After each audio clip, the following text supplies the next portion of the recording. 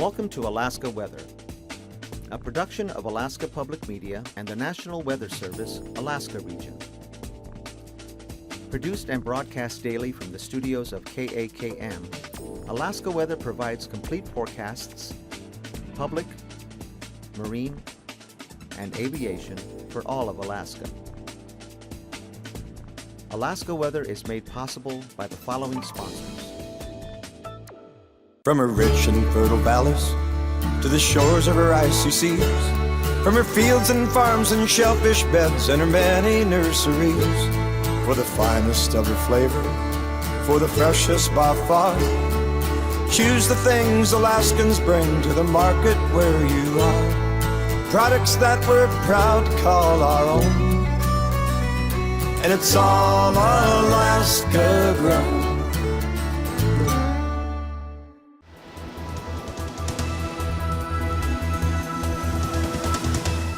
The National Weather Service. And good evening, everyone. I'm meteorologist Dave Snider with the National Weather Service. It's the 19th of August. As always, we encourage you to stay up to date with your local weather information no matter what part of Alaska you're in. You can do that several ways. One of the easy ways is our Alaska Weather Information Line, 1-800-472-0391. Of course, we'd like you to check out our new websites at weather.gov/Alaska or weather.gov/Fairbanks, weather.gov/Anchorage, or weather.gov/Juneau. Each one of those places will take you to the same information, but if you like one of those spots, stick to it there and use that information that you're familiar with. We have changed the layout of our websites if you haven't looked recently, and if you need some help finding that information that you're used to, and you'd like to see that in a similar fashion, or you just can't find anything at all anymore, no problem. You're welcome to email me anytime at nws.ar.tvweather@noaa.gov. And I'll help you walk through the website there and find what you need or find new tools that you're looking for if it's the Alaska Sea Ice Program or you're just looking for information for the forecast in your village or community. Here's a look at what's going on around Alaska as we check on areas up north. This is the UAF Barrow Sea Ice Camera. You can find this and a whole lot more information, including the sea ice radar in Barrow if you've never seen that before. It's pretty cool.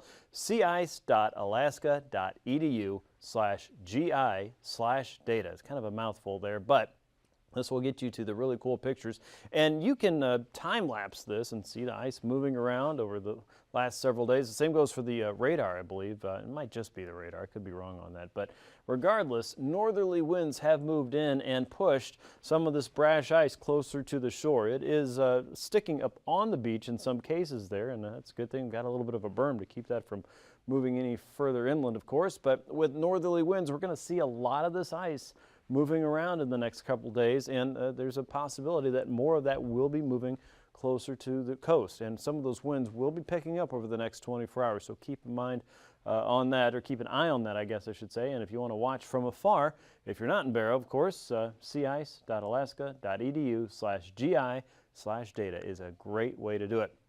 Now, a little bit further southward into the North Slope and into the Brooks Range there from the Kobuk and Noatak valleys in particular, a flood watch is now in effect until Monday night. We're looking for rainfall totals that could reach up to about 4 inches or so. There's already been about a half to 1 inch of rainfall across some of the south-facing slopes there, and because of that, and because of a very slow-moving wet weather system focused on this area, we're watching for flooding in the Kobuk and Noatak valleys, as well as North Slope drainages there. So if you have friends and family that are out there working, hunting, or just plan on doing some berry picking this weekend, keep the weather in mind. And remember, as you're going over trails and roads, the way it looks now, in 24 hours, it could look a lot different as more of that water is rushing downstream. So whether you're on the river there for your village, or you're traveling over the streams and rivers because you're going somewhere else for the weekend, or you know somebody that already has left, you might want to give them a little ring on the phone if you can, or if you can reach them on the radio and just say, hey, you know what? That rain we were watching, that's now a flood watch, so be extra careful while you're out. We'd like you to get home safely, and of course, we'd like you to get home alive. So make sure you're spreading that information around your communities and to your loved ones that are out there across the Kobuk and Noatak valleys and on the north slope of the ridge as well into areas on the north side of the Brooks Range. Again, we're looking for up to 4 inches of rainfall in there, so a flood watch now posted until Monday night. If there is flooding noticed, we'd love to hear that. You can contact your village safety officer and have them relay that to the National Weather Service. This would be in Fairbanks. That's where that information will go. You can send us an email, or you can send us a note on Twitter, or let us know on Facebook, and we'll see that, and that really helps keep other people out of danger and lets us know what's going on in your community. So if you see flooding, we'll certainly pass that on as well, and then that becomes a flood warning if there's something going on in your area. Here's a look at the satellite picture. The visible satellite picture is one of my favorite ways to tell the story, and if you look very carefully, you can see a couple things going on. First of all, let's start with a low pressure system here across the Alaska Peninsula. This is the pump. The motion of the atmospheric ocean is being stirred up with that southwesterly flow, grabbing subtropical moisture and trying to push that into southeastern Alaska. Now that river of moisture, when it's really well connected and really intense, we like to call that, quite literally, an atmospheric river. This has not been as extreme as it sometimes can be in the late summer and early winter. So keep that in mind. This is the eastern and the warmer side of this pattern, and a lot of that warm and somewhat wet air is also working northward. That will be the persistent pattern for the weekend. Now on the back side of this is more of a westerly flow pushing wet weather up into the north slope. And at the surface underneath all of this moisture is a wave of low pressure that's going to try and move southward very slowly, but the overall focus is going to be southwesterly winds pumping right into the central and western Brooks Range over and over again. So watch the loop one more time and look at all the cloud cover working right into the same old place here. If you push something up a hill, it kind of slows down a little bit. Well, the weather works the same way, and on top of that, it starts to wring out that moisture as the air is cooled and moved up the hill. Just like you climbing up a mountaintop, you generally feel a little bit cooler at the top. Well, the clouds condense, or the moisture condenses into clouds, and the clouds just wring out all that rain right across the same old place. And that's the concern this weekend for the central and western Brooks Range, with the potential of up to 3 to 4 inches of rain in some of those areas. Here's a look at the infrared satellite picture. You can see clouds are covering all of the north slope north of the Bering Strait. A lot of stratus here across the central and western Bering, but not nearly as thick and wet. And the westerlies coming off of eastern Asia are just pumping that moisture right into the west coast. You can see that low pressure wave spiraling here across the Bristol Bay region and the Alaska Peninsula, and then here's that other piece of the moisture working into the eastern part, or southern parts of southeastern Alaska, I should say. Now, as we look ahead in time, this wave of low pressure will creep eastward more, and instead of having more of a pronounced westerly flow coming into the west coast by Sunday and Monday, and instead of having more of a southwesterly to northeasterly flow across the Gulf of Alaska, this entire pattern is going to lean back this way a little bit more. So we're going to have more of a northerly flow coming down through the Bering, and by the end of the weekend, we're going to have more of a southerly flow working up across the Gulf. So that's going to change everybody's weather a little bit more. It should keep things wet, but make them cooler across the west. We'll probably see some rain and snow across the north slope, and we're going to get a whole lot wetter across south central and southwestern Alaska, while southeast may remain a little bit more on the showery side. Here's a look at the surface chart. This afternoon, we still had some showers and thunderstorms across the eastern interior and the 40-mile country into Yukon. High pressure was trying to hold on around Prince William Sound, but rainfall was sneaking in underneath it. Some of that was heavy at times, 1,025 millibars there, and in Cordova, it was raining once again, but nothing too uncommon for you, right? Low pressure was sitting just offshore of southeastern Alaska at 1,022 millibars. South of the Alaska Peninsula, another wave of low pressure there. That's under the main pattern that you'll see in the jet stream in just a little bit. And then a surge of warm and wet air working across the Bering was in place. Notice up north, along the Chukchi coast, colder air is going to drop southward and slip right over the Brooks Range. And it's that boundary right there that's going to focus periods of rain, some of that probably heavy across the central and western Brooks Range for about the next 24 to 48 hours or so. That's where that 2 to 4 inches of rain is going to come from if you're along the Kobuk and Noatak valleys for sure. Look at the YK Delta, periods of rain and fog all the way there. Now east of the Alaska Range into the eastern interior, probably most of the middle Tanana Valley, Susitna and Matanuska valleys, all the way down to the Alaska Peninsula and Kodiak. You're still looking showery tonight, and same goes for a large chunk of southeast, but there could be some heavier rain showers for southern parts of southeast. They're still watching that wave of low pressure move away. By Saturday, the low drops a little bit further southward toward Norton Sound. Colder air is just on the back side of that, but that boundary here across the Brooks Range, it really doesn't move all that much, if at all, and because of that, once again, the focus for that heavier rainfall right into that region will stay put.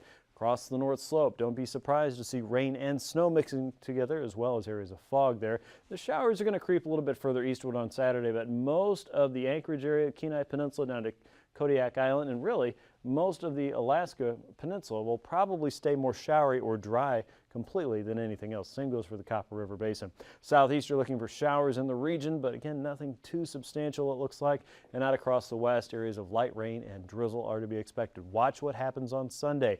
That front drops all the way south and now is covering up parts of the YK Delta, the Alaska Range, and parts of the Alaska Peninsula. Warmer air now is trying to work its way northward back across the North Slope, but that boundary is going to have a hard time working up through the colder air because of that. Rain and snow may still be possible in those regions. And look at this. That same spot we're watching around the Kobuk and Noatak valleys and the central and western Brooks Range, the boundary, or any boundary for that matter, is still there. That focus for rain is still in the same place, and that is the concern, friends. Because of that, 3 to 4 inches of rain could still be possible, and that means excessive drainage is possible, so that flood watch will continue at this point. From our friends in the National Weather Service in Fairbanks, they say we're watching out for flooding until at least Monday night, and again, that could change, so keep your eyes on that and report any flooding or anything unusual at all as far as the rain and stream flow goes. We'd love to know about that. Low pressure will sit right across Bristol Bay at 994 millibars. Look at that southerly flow picking up. A wind from the south has rain in its mouth, and that is going to bring that into south central Alaska and a large part of western Alaska by the end of the weekend. Still looking at some light rainfall across southeast, and high pressure is still in command of most of the Gulf, but you can see that influence is waning with that wave working in from western Alaska, moving eastward slowly by Sunday. Temps today, we're in the 50s and 60s for southeast. A large part of the inner channels there were fairly mild. Juneau 56, Haines and Skagway lower 60s today, made it up to 70 in Hyder, 59 in Sitka. Around Northway of 70 degrees. Prince William Sound cooler and in the 50s, the Cook Inlet region in the lower to mid 60s, 59 in Kodiak Island. And it looks like 61 up around Talkeetna today, upper 60s for Fairbanks, 64 in Fort Yukon. Arctic Village was 57, and Aktivik Pass was 54, and once you went northward across some of the lower terrain on the North Slope, temps cooled quickly into the 30s and 40s there, so things are changing very quickly. From Point Lay at 43 to Wainwright at 39, Barrow was 34. Kotzebue Sound temperatures were in the mid to upper 50s today. Nome saw 52. Savunga was 50 degrees. The YK Delta, we're looking at temperatures at the coast in the mid-50s. Inland up to Kuskokwim Valley to McGrath, it was 68 degrees there. Bristol Bay temperatures in the lower to mid-60s. Lake Iliamna was 65. Sandpoint 61. Pribilof's lower 50s there. Adak and Atka both in the mid to upper 50s, and 53 degrees out at Shemya. Overnight lows will stay fairly mild across southwest Alaska in the lower 50s. Norton Sound low 50s as well. 33 in Barrow, 54 for Fort Yukon. The middle Tanana Valley and Fairbanks close to 50 degrees tonight. South Central near 50 degrees. Kodiak 50, as well as southeast in the lower to mid 50s, though Ketchikan and Annette could hang out close to 60 degrees overnight. High temperatures tomorrow aren't going to change a whole lot up in the north. Upper 30s for Barrow and Wainwright. Around Kotzebue Sound, expect highs in the mid-50s there for the YK Delta. Near 60 degrees into Bristol Bay. Upper 50s to lower 60s for the Alaska Peninsula and the Chain. For southeast, anywhere from the upper 50s to mid-60s on the southern end of the Panhandle. Prince William Sound in the upper 50s with the Cook Inlet region, Anchorage, Talkeetna, Matanuska Valley, and Susitna Valleys, all in the low to mid-60s tomorrow. On to flying weather. IFR conditions will be expected for the morning all the way from the North Slope out to the western end of the Chain, Bristol Bay, and parts of the Alaska Range, and maybe some of the higher terrain in the misty fjords. By the afternoon, expect improvements there. MVFR conditions continue across all of the west coast except IFR for the North Slope to the Beaufort Seacoast, and from Tin City all the way into the outer reaches of Norton Sound, parts of the YK Delta, and west from Dutch Harbor all the way out towards Shemya, including St. Lawrence Island and Nunavak Island and the Pribilofs tomorrow afternoon. Your pass conditions indicate Aktivik Pass will lean over toward IFR. We expect similar conditions there in Adigan Pass tomorrow. Should see improvements for Lake Clark and Merrill Pass throughout the day with Rainy Pass at MVFR by day's end. VFR conditions for Windy Pass by the end of Saturday. Isabel Pass, we expect MVFR to develop. Mentasta Pass VFR conditions there. Tanita Pass starting at IFR in the morning.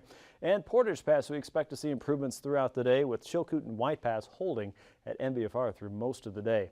Freezing levels show there is some cold air trying to drop southward. Levels as close to 4,000 to 6,000 feet across the North Slope, but as high as 14,000 feet across the central and western chain, and anywhere from 8 to about 12,000 feet for most of southeastern Alaska. Most of the interior at or about 8,000 feet tomorrow.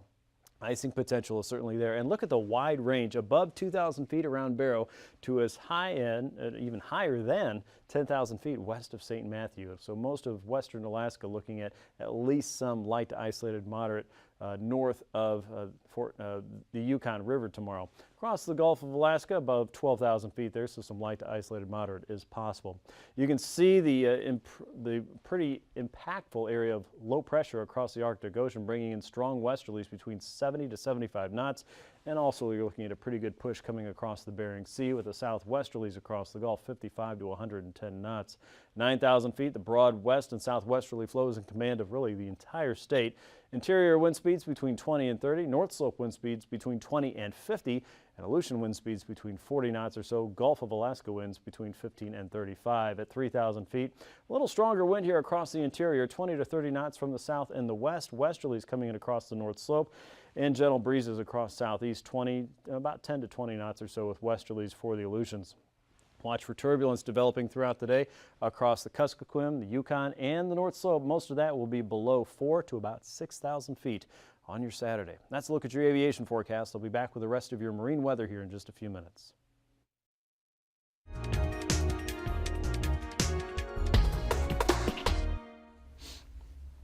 Good evening. I'm Harry Keeling, and on behalf of Alaska Public Media and the Alaskan Aviation Safety Foundation, welcome to Hangar Flying. I hope you've had the opportunity to tune in the last couple of times. We've had Bart Stone on, Bart's a very well-known aviator here in Alaska and a very talented CFI and a lot of experience, over 30,000 hours. And we've been talking about off-airport operations, and here we are in August. Bart's talked about things we all know about, but we have to remind ourselves, like the importance of proficiency, the importance of recency, and the importance of practice. He's also talked about what it takes to do a real spot landing, what kind of criteria you should use. He talked a little bit about airspeed control. So I want to try and wrap it up tonight with just a couple more questions. Bart, welcome back. Thank you for inviting me. So let's see, we talked about airspeed. How about takeoff? Go, no go? Well,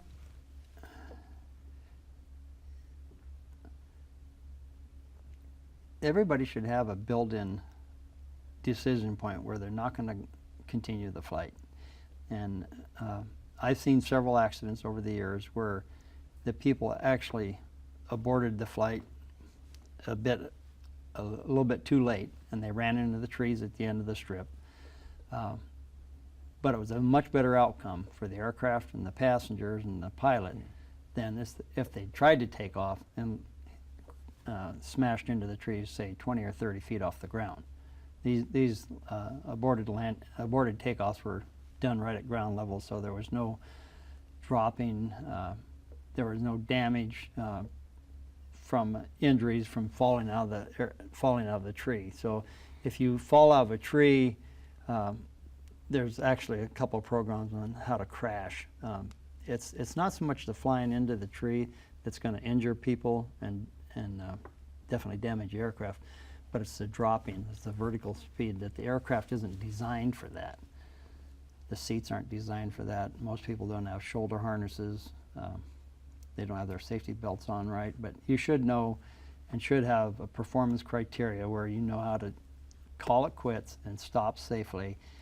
Maybe offload fuel, offload a passenger, and say, I'm going to come back in small strips and go in small trips, but I'm going to go over and land at a bigger strip, and I'll be back to pick you up, and we're going to just make a few more extra trips to get out of here safely. So do you use the 70-50 rule of thumb?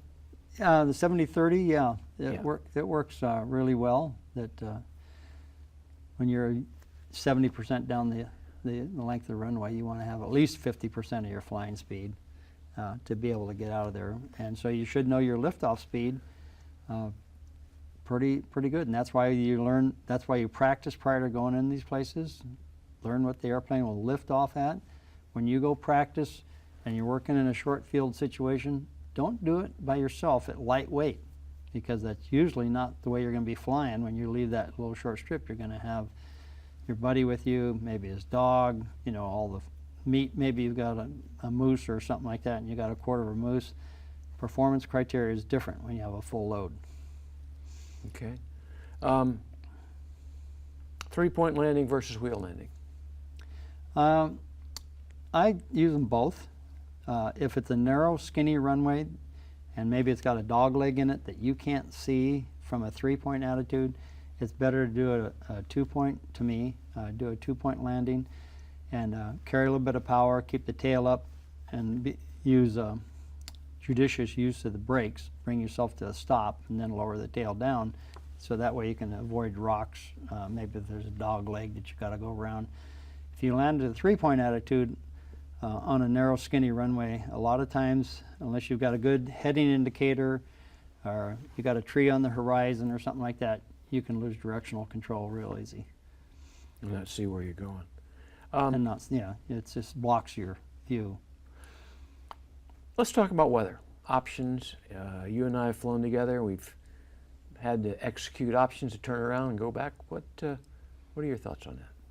Well, you should always know where you're at all times.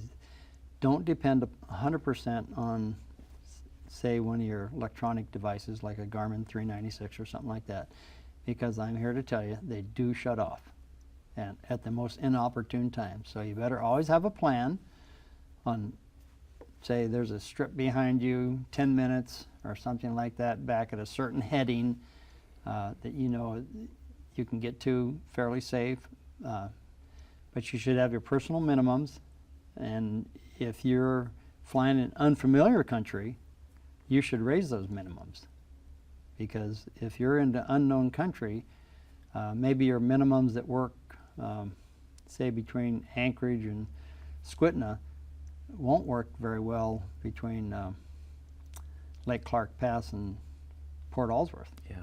Because it's a different country. There's not very many outs in case something goes wrong, the weather closes in. So, but you can always call ahead to a lot of people. There's a lot of operators you can call, ask them how the weather's doing. Just check out all your resources you can, because weather cams aren't, they're just here and now. And if you're there 2 hours from now, what the weather cam showed 2 hours before Be different. could be entirely different. Bart, thank you for being on these couple of programs. Thank you for sharing some of your experience. Ladies and gentlemen, I hope you've been able to tune in, and I hope you've taken to heart some of the things that Bart has said, because sure would be nice if we could get through August with fewer accidents than we have in the past. Bart, thanks for being on the program. Yeah, let's make it a safe August and September. There you go. Ladies and gentlemen, until next time, fly safe.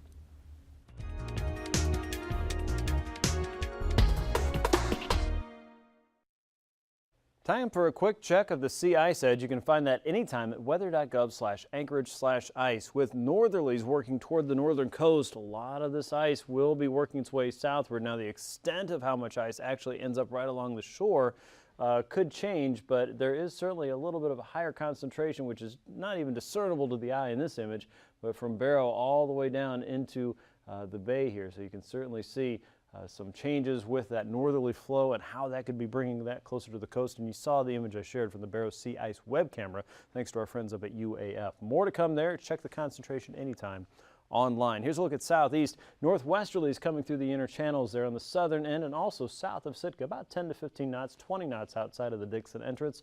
2 to 3 foot seas on the inside. You're looking at 5 to 6 foot seas across the outer coast, and southerlies in the Lynn Canal up to 15 knots. Those will pick up to 25 knots as we get into Sunday. 15 knots south of Stevens Passage all the way into Clarence Strait. Still looking at 3 foot seas there, 5 foot seas in the Lynn Canal. Northwesterlies south of Cross Sound across the outer coast.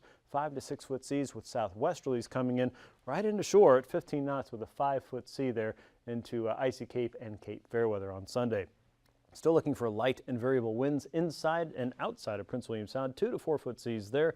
A south and southwesterly wind working from Shelikof Strait west of the Barrens all the way up Cook Inlet at about 20 to 25. 5 to as high as 7 foot seas are expected there, with westerlies coming out of the Barrens and southwesterlies around Gore Point and outside of Resurrection Pass, 20 knots outside of Kodiak Island tomorrow with a 5-foot sea.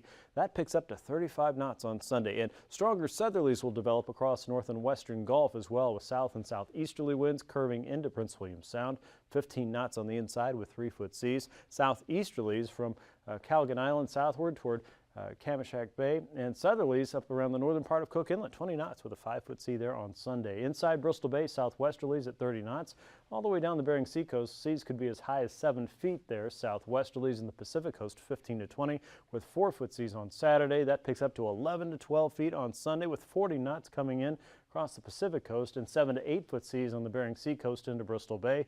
Southerlies inside the bay, 25 knots, again with that 7-foot sea.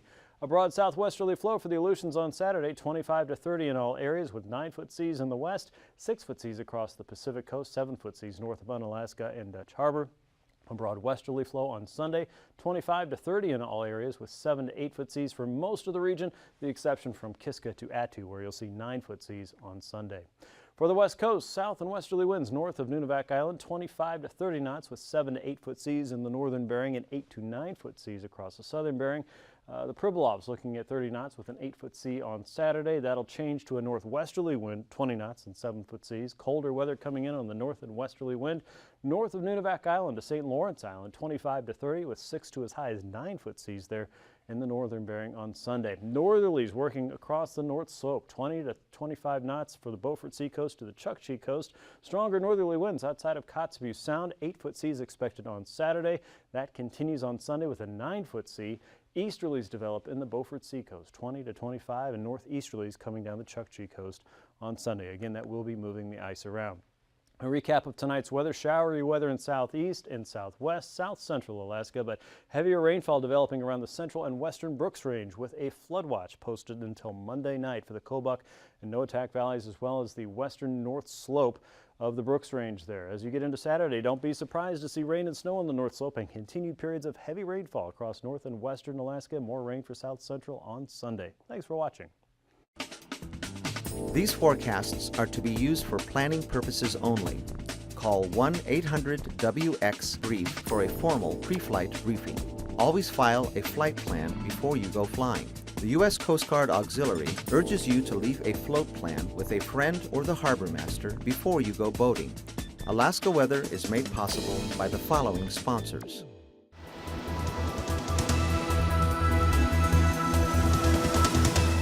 The National Weather Service.